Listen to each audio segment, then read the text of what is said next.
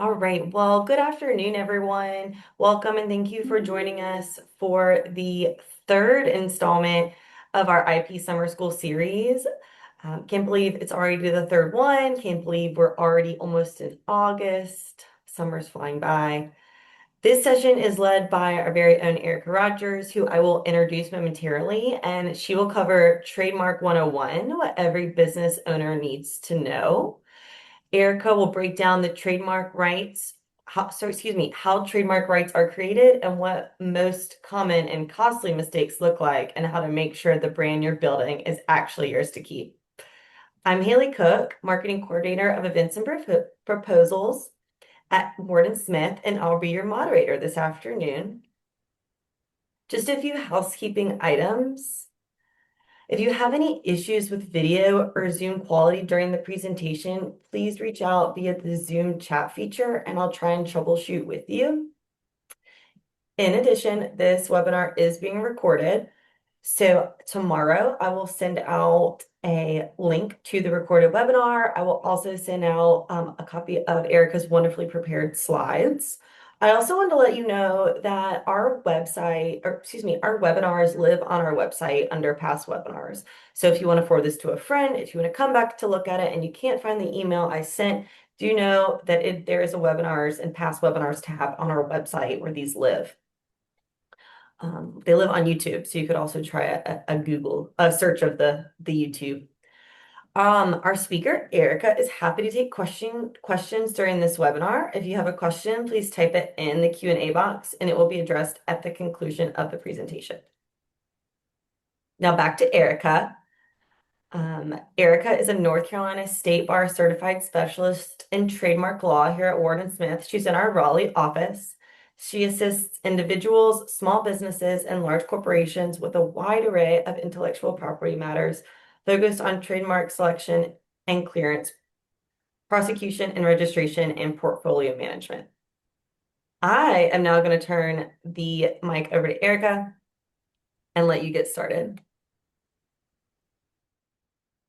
Perfect. Thank you, Haley, and good afternoon, everyone. As Haley mentioned, I am an attorney with Ward & Smith in our Raleigh office, and the majority of my practice is in trademark law. So it makes sense that today I'm going to be speaking to you about trademarks. I know Haley had some housekeeping. I also had a slide with a few housekeeping. First, the content here is not creating any sort of attorney-client relationship and shouldn't be taken as advice. You should consult with an attorney for specific advice, and perhaps Ward & Smith can be the attorneys for that purpose after today. Additionally, the views and opinions expressed during this webinar are my own. And then finally, this is my dog. She handles all treat negotiations. This is Juno. Just thought I'd throw her on there and have something fun and see, set the scene a little bit of a part of who I am as not just an attorney, but a dog owner. All right. So next slide, to start out, if we're going to be talking about trademarks for the next, maybe 45 minutes, we should know what a trademark is. So a trademark identifies source of products or services in the marketplace and allows your business to distinguish your products and services from others in the marketplace. So this is a name, a device, a symbol, a logo, sometimes a sound, sometimes a scent in the case of Play-Doh, and anything that you're using so that consumers in the marketplace know when they see that term or logo or device, or I love throwing in the scent. When they see that or when they perceive that in the marketplace, they know that it's you and they know it's your business, and you're able to distinguish yourself from other businesses, which is important to prevent confusion and protect the reputation of your brand. And so a lot of businesses already have at least one trademark, if not multiple trademarks. And businesses are either starting out and deciding what to call themselves or call their products or services, or they have an established trademark and they're thinking of launching a new product or service under a trademark. And so it's important to think about, well, what types of trademarks should we think of and whether this trademark is strong or not. Because if you're protecting the reputation of your business and your brand, you want a trademark that is is strong in the marketplace and can actually do what you want it to do, which is distinguish yourself from others. And so you'll often hear trademark attorneys or specialists talk about the trademark strength spectrum, which comes from a case in which you can decide if your trademark is strong based on where it falls on the spectrum. Oftentimes, you'll hear the weakest trademark is a generic trademark because this isn't a trademark. This is just the generic term for what you're providing. And so the example on the slide, a computer for computers. If you're offering something and you're just calling it what it is, obviously there's merit in that, but that's not a trademark. That's weak. Next week is a descriptive trademark, creamy for yogurt on the screen, but anything that is merely descriptive of the goods or services is not going to function well as a trademark. It not just descriptive, but geographically descriptive. And so Carolina creamy yogurt, for instance, is not going to be a strong trademark. There is an exception if you've used what's inherently descriptive mark for a long period of time. The presumption is 5 years, but there's usually, if not 5 years, there's still an evidentiary burden to show that what is otherwise descriptive is now functioning as a trademark because you've been using it so long, continuously, exclusively in the marketplace that now customers associate it with you. But if you're starting out and you're deciding on a trademark, a descriptive was not going to be a good trademark. And then in the middle of the spectrum is suggestive. Most trademarks fall in this category because there's a marketing benefit if you at least suggest something about your products or services without merely describing them. And so again, there's a lot of trademarks that will fit in this category. Even stronger than a suggestive mark is arbitrary mark, where this is a true term in the English language, but it's not something that describes or suggests anything about the product. And so the obvious, most common example people say is Apple for computers. Apple is a real thing, but it doesn't describe computers in any way. So that's arbitrarily applied. And then the strongest is a fanciful mark. These are made up terms. They don't exist in the English language. The only recognition of them is as a trademark. And so that's where the strength spectrum falls, and be interesting to just think to yourself, if you are a business or if you have trademarks, where do they fall on the spectrum? And if you're thinking about a new mark, where can you fall so that you lean more towards the strongest end? So next slide, please. Okay, so how do you get trademark rights? Maybe you've decided on a name or you've existed in the marketplace. Trademark rights arise by nature of using a trademark in the marketplace. So if you've provided goods or services under a name, under a trademark, and customers recognize you as the source and you're distinguishing from others, then you already have those rights. That's usually called common law rights or unregistered trademark rights, because the extent of those rights are going to be limited to where that reputation exists. And so, for example, if you were selling a product under a trademark I'm in Raleigh. So if you were selling it at marketplaces in Raleigh, or your customers are maybe Wake County, then to the extent you own that trademark or those trademark rights, they're limited to that area because that's where you've participated in the marketplace or in commerce. And so as you expand, the trademark rights can expand with you. But until you have a trademark registration, you don't have that benefit of the nationwide rights or presumption of nationwide rights. So that's where often you'll consider, okay, I might have some trademark rights here, but I want to register them and register them on the federal level with the U.S. Patent and Trademark Office. Because what you don't want is to invest all the money that you are in a brand and find out that you can't expand to a certain area. And so that's where the trademark registration process becomes really valuable, in addition to some other benefits, the constructive notice of rights, the registration symbol, again, presumption of validity, your ability to report with U.S. Customs if you have anything that is crossing the border, access to federal court for filing for trademark infringement. And so there are a lot of benefits when you have the federal registration, and there's different reasons and things that you can learn in the process of getting there. When you file for a trademark registration, in a nutshell, it's a process that begins with, well, it should begin with a search, which we'll get into, but assuming you feel comfortable, you've had the advice of counsel that your trademark is available for registration, the first step is an application. Right now, applications are taking about anywhere from 4.5 to 6, sometimes 8 months from the trademark office before it's examined. So you have the benefit of the filing date, but you have to wait until that examination period. When your trademark is examined, it will either be approved or you'll have some issues raised by the examiner. That's called an office action. And so there could be some things like identifying the services in a different way with more specificity, or disclaiming a descriptive term, or there's a mark on the register that's confusingly similar, or your mark is merely a surname. There's a number of issues that could happen that need to be resolved before an application is approved.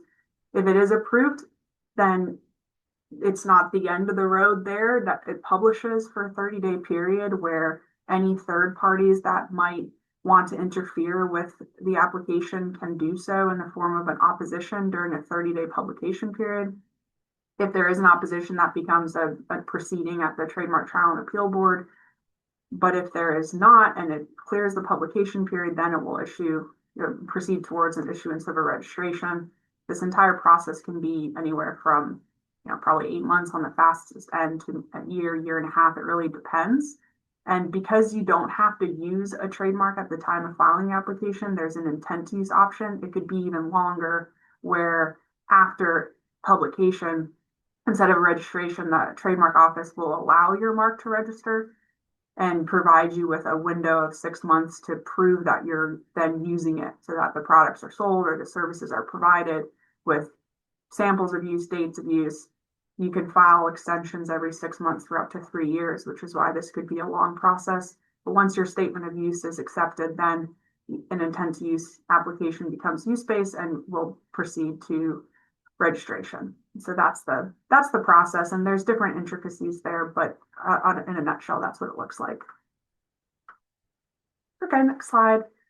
So several years ago, one of my law partners and I wrote an article that came out in the summer, and here we are in the summer, about how there can be some issues that are faced by trademark owners or trademark applicants, and we made it summer themed or beach themed. So I thought I would do that again. It's kind of cute. So the first one is, what could happen with your trademarks and the dangers at the beach. And here's a shark. So choosing a weak mark, I think, is a first common and costly mistake. And that is what we were talking about on an earlier slide with the spectrum of weak to strong. And you might love a trademark or be really tied to it for some emotional reason, but if it's merely descriptive, then it's not going to provide legal protection. You really need to choose a mark that's strong and easier to enforce and protect than something that is weak. So that would be the first common and costly mistakes for businesses that want to protect and want to own a trademark registration. And the next is the rip current is, you've chosen a strong mark, or what you believe to be a strong mark on the spectrum, but you haven't had counsel search to see if it's available. So you've skipped the clearance where you build the brand and you market and you love it, but somebody else already owns it, or owns something similar. It doesn't even have to be an identical hit. Anything that's confusingly similar can become an issue for anything that's related in the marketplace. So when it comes to searching, it's not just your mark for what you're doing. It's really anything that's similar for anything that's related, such that consumers could be confused. So that clearance stage is imperative to not skip. The other thing that comes into play, okay, you have a strong mark and it's available. You haven't found anything in the search and you want to apply to register it, but in your trademark application, you've identified wrong dates. So when you file a trademark application, you need to allege when you started using it. Unless you file it on an intent to use basis, and then at the point of the statement of use, you still need to prove use before it will register. And as a part of that process, in addition to providing samples of use, you need to put the dates that you used it anywhere and in commerce. And so having a filing with the trademark office where these dates are wrong, where you're saying that you used it earlier than you actually did, or you file use based and you haven't sold the products, or you identified 10 different clothing items and you really have only sold one. I mean, these are things that can be scoped out and scrutinized either by the examiner, but more likely by a competitor, a third party, if there's ever a dispute. And so getting those dates accurate, getting proof, documentation saved is really important. Short break.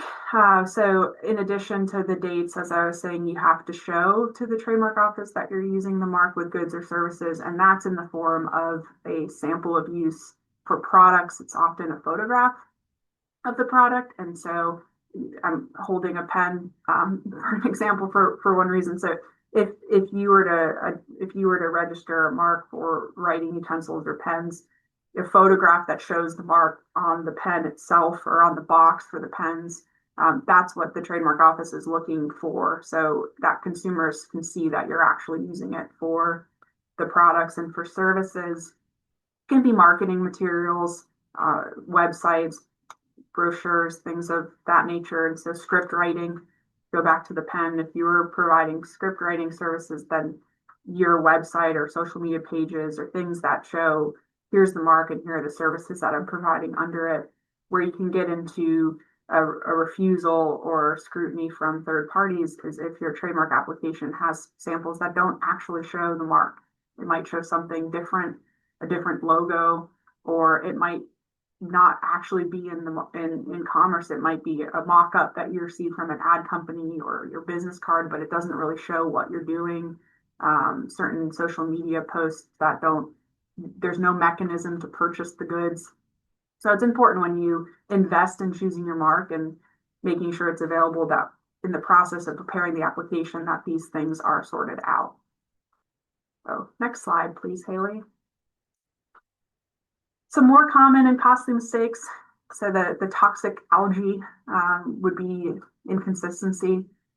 If you're investing in protecting a brand and you're not using it consistently, then it becomes more difficult for customers and your consumers to know that it's you that's providing those goods or services. So being consistent across your website, your packaging, invoices, social media, using the same mark in those different places. And yes, there are businesses that have more than one trademark, of course. So I'm not talking about only using one trademark, but when you decide on a trademark, being consistent with how you use it. The tsunami here is when you're filing the trademark application, you have to identify the goods or services in that trademark application. And there's an art in how you do that. Now the trademark office offers two different ways for you to identify your goods or services. From a pay perspective, you can either choose goods or services from their manual where they've pre-approved goods and service descriptions and save some money because it facilitates examination, and that's $350. Or you can freely draft yours for $550 with the expectation that an examiner might need some changes to how you describe it in order to approve the application. But usually the $550 cost comes in where maybe you're providing something that is very innovative and might not be in the manual. There is a process for getting more things into the manual, but just generally those are the two different options. And in that, being broad enough that you're protecting your trademark is important, but also not being so broad that the examiner will reject it for not being specific enough. And then there's also reasons where maybe you found some things in the search that you want to avoid overlap, so you narrow for that reason. But it's, like I said, it's sort of an art of making sure that you're protected and reviewing your existing registrations to see, do they encompass everything you're doing now, being broad, being accurate, but in some cases being narrow if you want to avoid an issue with someone else on the register. And that's where the tsunami could happen if you don't carefully draft your goods and services in the trademark application. The sunburn is one of the most common refusals that you could have from the trademark office, and that is called the likelihood of confusion refusal. where there's something similar on the register. So the trademark office isn't going to give you a registration if you filed for something that's similar, confusingly similar. So again, it's not just identical hits, but anything that could be confusing. And so that's where the clearance comes in, to try to avoid those types of refusals. Filing under the wrong name. This one's not beach themed. I don't know why, but filing under the wrong name could also jeopardize the entire trademark application. So if you file with the CEO owning when it's really the business entity, or you have related companies or parent subsidiaries, and you don't identify who is actually controlling the quality of the goods or services, then that could jeopardize your trademark application as well. And then a sandbar here is a surname refusal, and so trademarks. So a lot of people are tied to their surname or to their last name, and use them as trademarks. But the problem is, if you file a trademark application and it's a surname, then you're gonna get a refusal unless you can show you're the only one that uses that surname for that industry or that product or service for a long period of time. But just this comes up in the clearance stage too, and trying to find a strong trademark is maybe thinking, is the surname the best option here or not? All right, next slide, please. Like I said, the likelihood of confusion refusal is a common refusal that you can get from the US Patent and Trademark Office, but it's also a basis of trademark infringement. And so what happens if you receive a cease and desist letter or a refusal, or somebody alleges, whether it's the trademark office or another business, that there is a likelihood of confusion, you've selected a mark that's confusing to theirs. And so obviously consulting with an attorney is the desirable first step here, but really looking into that refusal or that letter to see, is there a likelihood of confusion? Are there arguments that you can make that there isn't? And so the first thing, or one of the first things that I do with clients that get a likelihood of confusion refusal, is just scrutinize to see, okay, the mark that's already on the register, were they first, they were first to file, obviously, but were they first to use it? Are there any specimens that are shouldn't have been accepted? Are there dates that are wrong? Are they still using it? Is there a means to try to cancel a registration or reach out to just see, just because it's been cited, it might not be the end of the road. And similarly, if you receive a letter, do they have a registration? Are there any faults with it? Just trying to see where you might be able to go on the counterattack if necessary, knowing that there's some risks if you do reach out to the other side. And um, especially with a trademark office refusal, if you reach out, you could be inviting a dispute. So that would be some of the things that you could do. Also, are there a lot of marks that are similar in the industry? So maybe the trademark office has cited a similar mark, but it exists in a crowded field. Sometimes that can be a way of arguing, or in a cease and desist letter, that they might be alleging a weak mark. And so you can look into that as a possible way of saying, well, because these 50 marks can coexist with slight differences, so can we. Again, checking dates, with a cease and desist letter, oftentimes we'll receive some, our clients will receive some, where somebody says that they have a trademark registration and you don't, so you have to stop. But we find out the recipient of the letter was actually first. So there could be some common law rights that protect them in certain areas. And just looking into how you can potentially coexist on the register with narrowing your goods or services, or seeing, okay, maybe there is confusion if we both offer this one thing of the 20 things, but is there a way to restrict some use, or just try to work things out? And if you can't work things out, and it really seems like fighting it is not going to be worth the money to invest in that, then consider the cost to dispute it versus the cost to change the trademark. And so these are just different things to consider in light of a cease and desist letter or refusal. If you face that, where somebody or the trademark office is alleging the likelihood of confusion, there could be some avenues to argue against that or coexist as a result of that. And so on the next slide, I think I talked through coexistence agreements. So these come up. It's not always a good idea to enter them, but if you have been coexisting, let's say with another uh, business who has a registration and you don't know about them until the likelihood of confusion refusal, then you could resolve that by working it out with the other side, and preserving the brand and allowing both. Especially if you've existed for a long time without confusion, then, and I'm talking like 5, 10, 15 years, then having a coexistence agreement in place where you work it out is actually beneficial. In some ways, if there hasn't been confusion, there might not. But if you're expanding goods or services or going into new geographic areas, it could be a good idea to work this out. And as a result, both sides could possibly consent to concurrent registrations where everybody sort of at the end works it out and gets what they need while also having a document you could fall back on to see why there isn't confusion. Certain ways that you can coexist without confusion, geographic territories where one party exists in some areas and one the other. And so if there's not customers overlapping, there's not confusion is the idea. The internet makes that a little harder, but it's not to say that it's impossible to work out.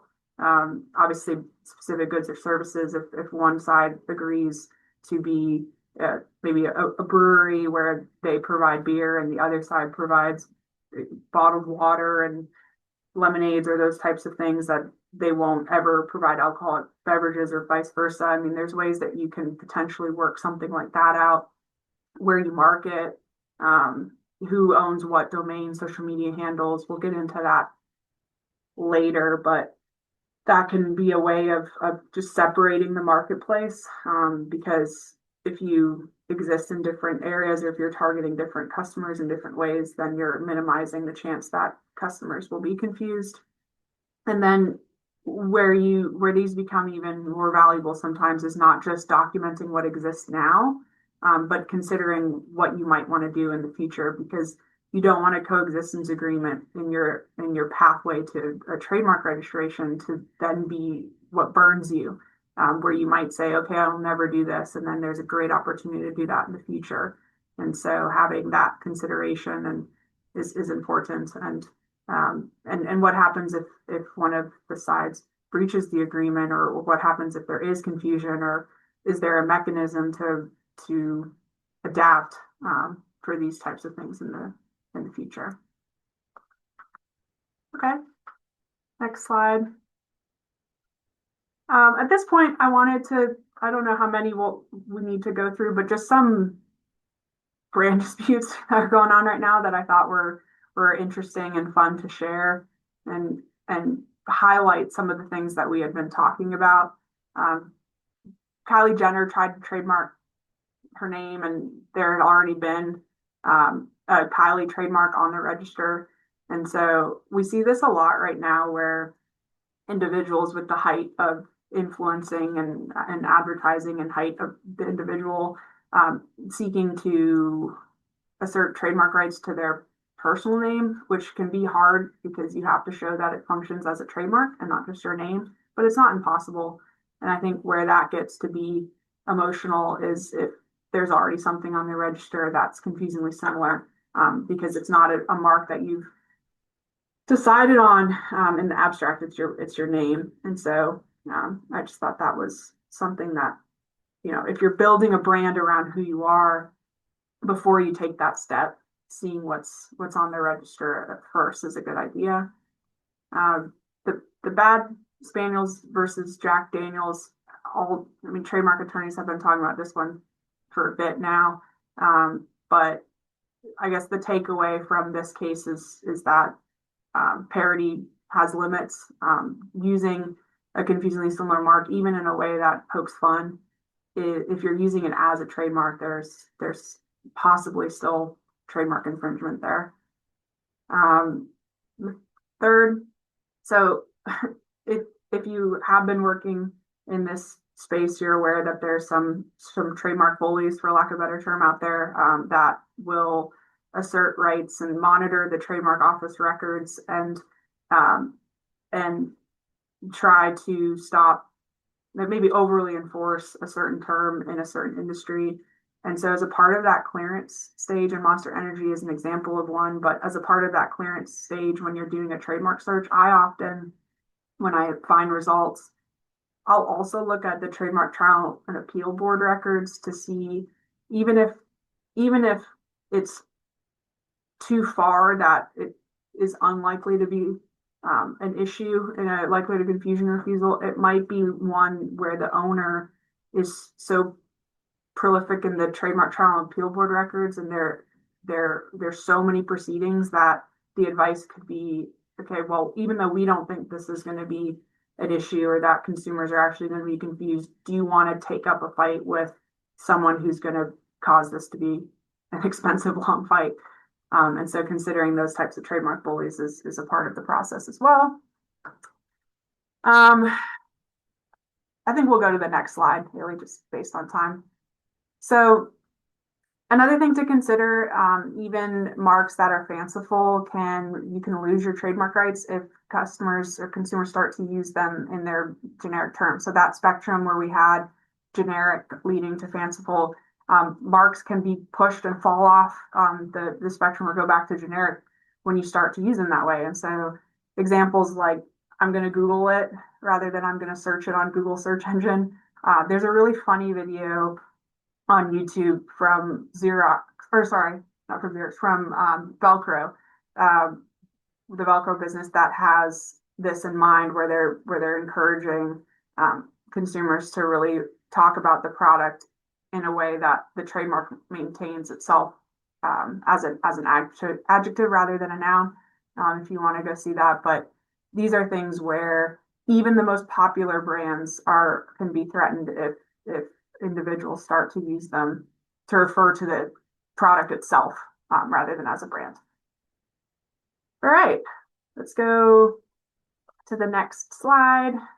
Okay, so another thing with trademarks and what businesses need to know are these types of scam solicitations. And so the trademark office, let's say you get your trademark application filed, you're waiting for it to be examined, or it's examined, it's published. At any point, trademark office records are public record.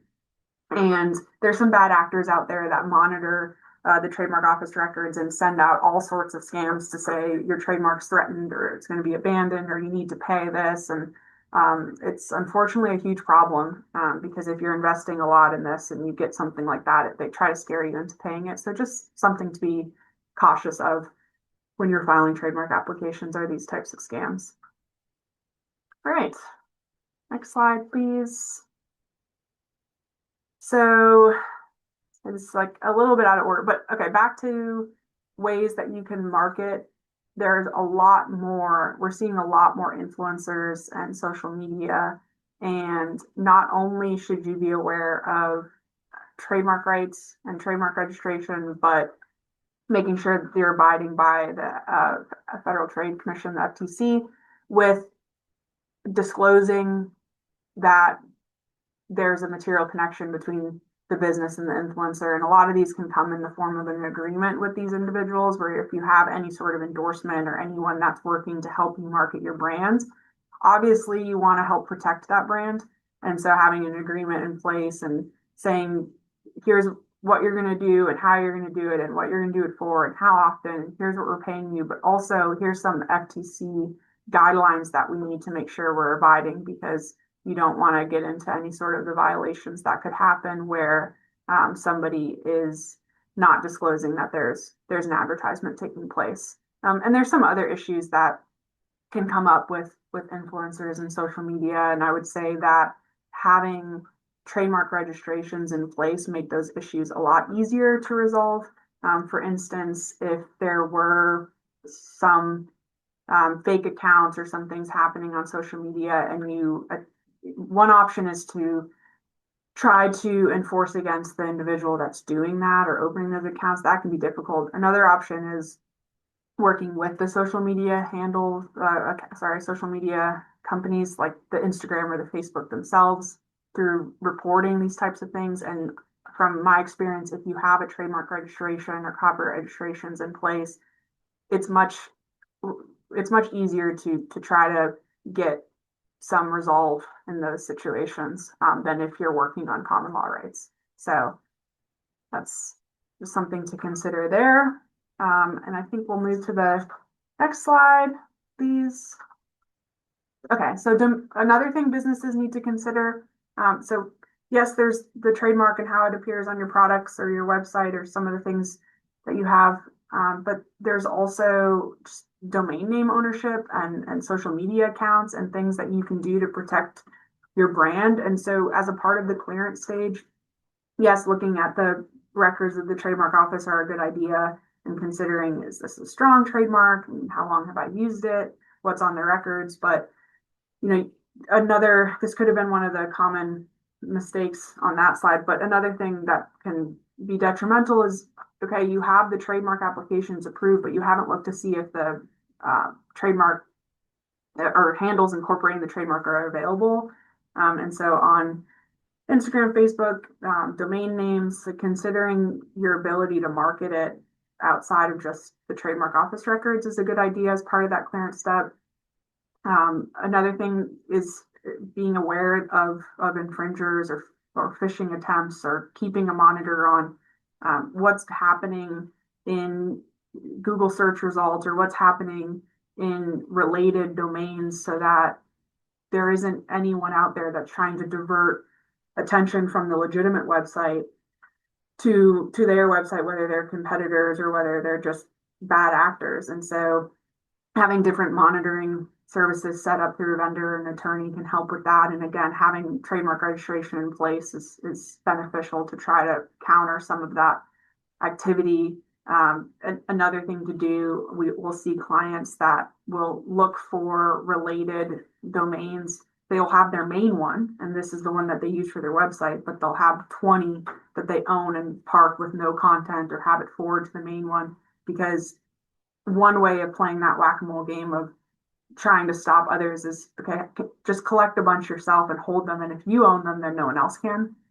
So same with social media or some of those things, we've seen that. And anytime you're working with any ad agency or even your employees, distributors, licensees, anytime you're trusting another person or company to help with this type of marketing or use of your trademark, having agreements in place and addressing these types of things. Because again, we've seen marketing agencies or ad agencies will help develop the website, but in the fine print, they own the copyright to the content, or a distributor that is authorized to sell your products, or authorized to maybe market a software or something like that. And the agreement's silent on domains, so they set up their own, which could be beneficial, but if you don't have it in the agreement or control over it, it can be really hard to claw back if something happens in that relationship.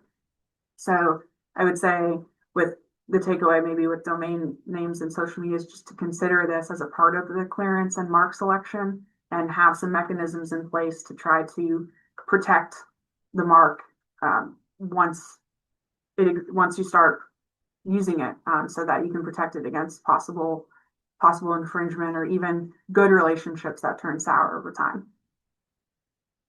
All right, next slide. Okay, so maybe in sum, the protecting what you've built here, I'd say, once you have the trademark registration, you have the trademark, and you get to that point, it's not the end of the road. Monitoring it, enforcing, you have to enforce a trademark to maintain ownership of it, and you don't want to have your trademark be diluted with a bunch of users of similar marks in the marketplace. And so just, yes, you might have the trademark registration, but again, that's not the end of the road. So just keeping track of what's happening out there, and whether that's with an attorney or a vendor, but just keeping aware of what's going out there, and picking battles wisely. Just because you find something, it doesn't always mean you should do something about it.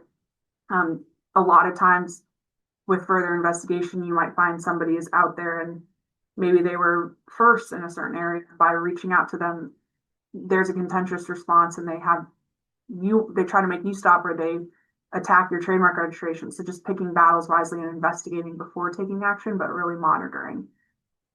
And then once you have the trademark registration, the second thing would be maintaining the trademark registration. So a trademark registration doesn't live forever.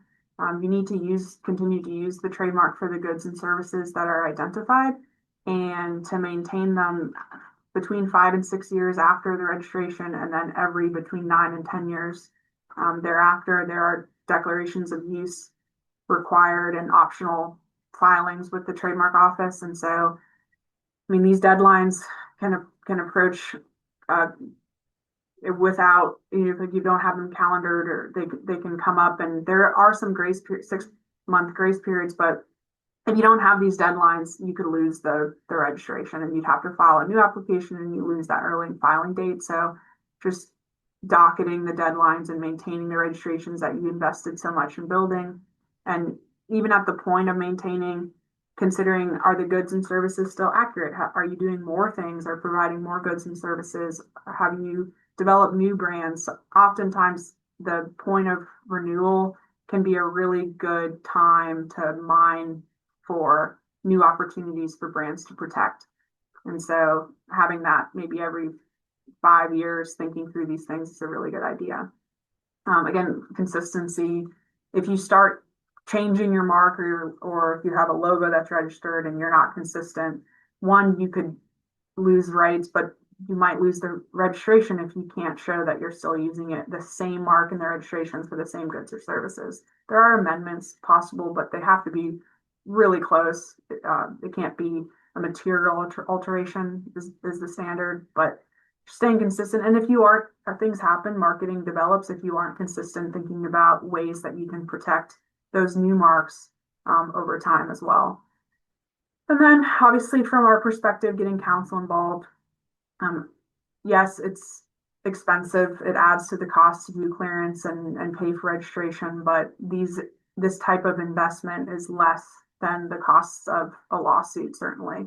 So having counsel involved can really save the headaches and the costs down the line.